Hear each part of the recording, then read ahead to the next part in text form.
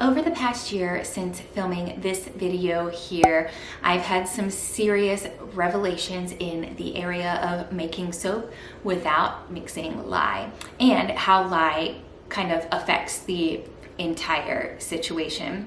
Thank you to those of you who were able to guide me in the right direction respectfully, as kindness is free. I really appreciate the way that you guys were able to help me understand where I was inexperienced and speaking from an area of inexperience. Without taking up too much time, essentially I made that video when I very first started my soap making journey. I didn't fully understand like what lye was, what a lye water solution entailed. All I had seen were a bunch of YouTube videos because obviously I wanted to be prepared for what I was doing. And those videos really made it seem like lye was this humongous beast that I was going to like burn my arms off if I even came close to it, which as I know now is totally not the case. Quick side note for anyone who is actually in that area of your journey. So lye is a chemical that you mix with water, let combine, and then once you add the lye water solution to your oils, it goes through a chemical change, and that's what actually makes soap. Right? So of course there are tons of other factors, and you need to watch safety videos because lye can be very, very dangerous, and if done incorrectly, you could damage not only yourself, but your surrounding areas. So don't just think all you have to do is pour some lye in some water and then add some oils and you're good to go. That's not the case at all. And I truly recommend watching other videos, especially lye safety videos. In that video, my reasons for not wanting to mix lye were really rooted in safety and kind of more, like I said earlier, inexperience. I definitely think that was the right decision for me at the time. Since filming that video, I've made several loaves of soap using a lye water solution that I made myself. You can see this video here to kind of get some details on how those didn't work out. But the great thing is having those experiences made me realize that lye is not that big of a deal. If you're using it safely, if you're knowledgeable on it, you can use it and everything will be totally fine. It's actually not that crazy beast that I thought it was. But if you're still a little apprehensive about working with that chemical, or not in an area where you can safely ventilate, or you want your kids to be able to work with you, which again is one of my main reasons, then today's video is for you. It is a tutorial on how to make soap without mixing lye. For this tutorial, we are actually going to be making our final summer themed soap of the year 2022.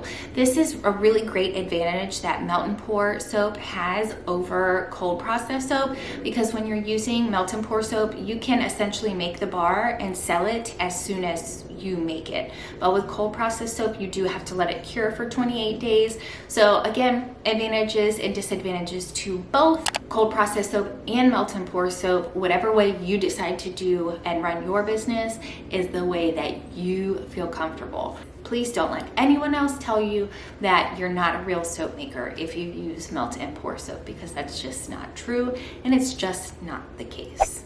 The recipe for this bar will be down in the description box below, and you can also find my review of the fragrance oil that we will be using on my TikTok at Pink Sugar Soapery, where I have a fragrance oil review series going on. Let's go ahead, gather our ingredients, and hop right into the tutorial.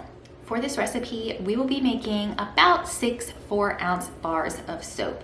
And of course, this is the amount of soap it makes is going to change depending on your molds.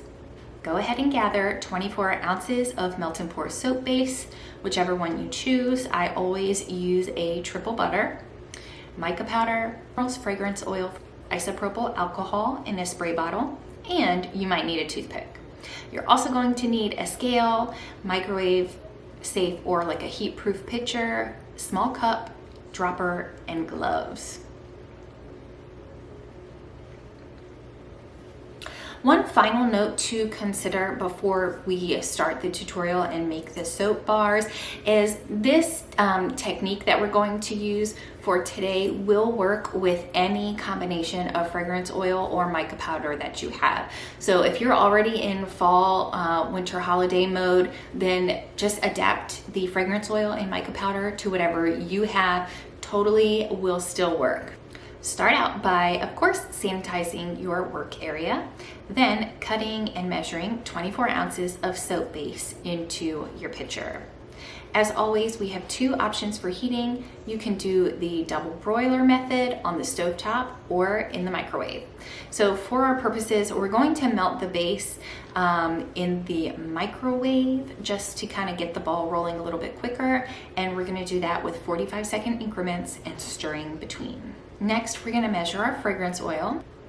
We're going to be using 5% of the recipe total. The max load actually for this fragrance is 6%, but we're going to be using 5. Remember to always check the max load of your fragrance on the supplier's website. 5% of this total recipe is 1.2 ounces. We're gonna pour as close to 1.2 as possible, but these bottles are really hard to pour out of without making a mess, which is where the dropper would come in if you want to use that instead. After all that's measured out, we're gonna make sure we put the top tightly back on our fragrance oil and set the cup to the side. The reason for me always going under the max load is because when I pour, I tend to not be able to pour it like perfectly, you know?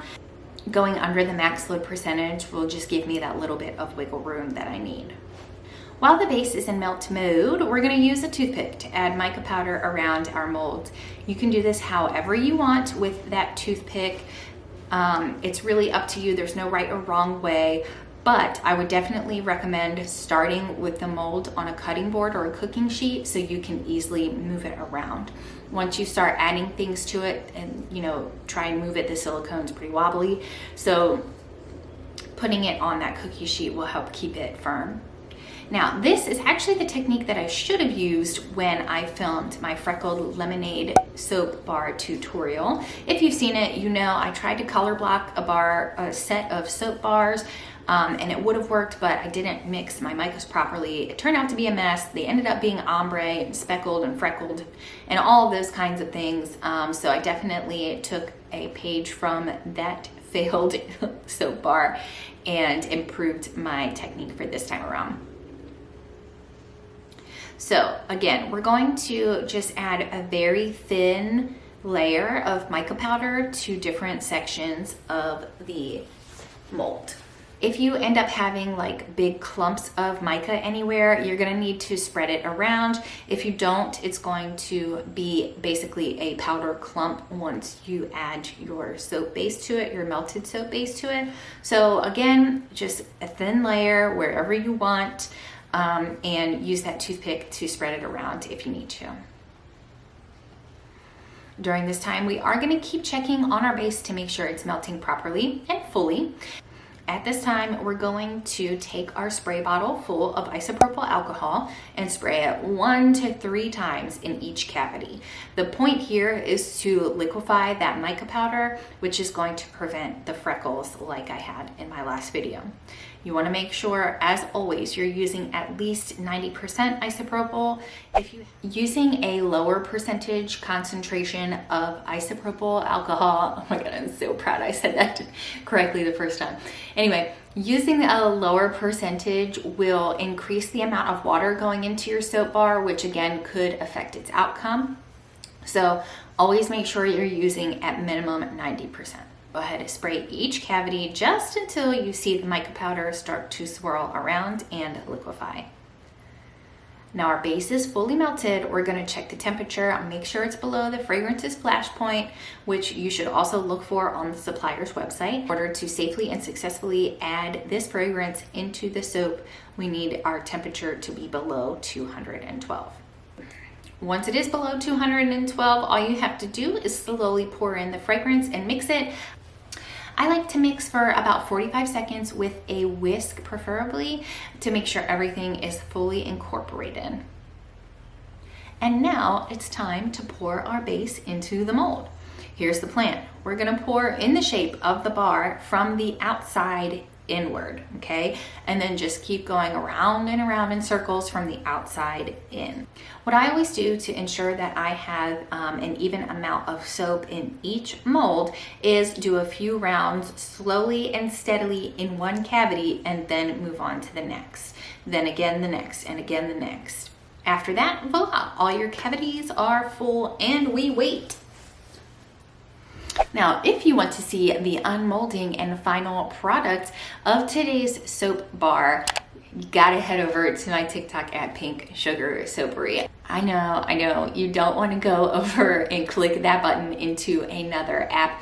I totally get it. So later on, when you're thinking about it and you're scrolling TikTok, just head to mine at Pink Sugar Soapery and you can see the bar for yourself. It will totally be worth it. And while you're over there, you can check out my fragrance oil reviews.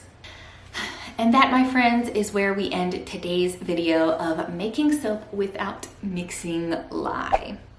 If you're still with me, do one more thing for me, and that is hit the subscribe button if you are not already. And if you are subscribed, thank you so much. I really appreciate the help that you are giving my channel today.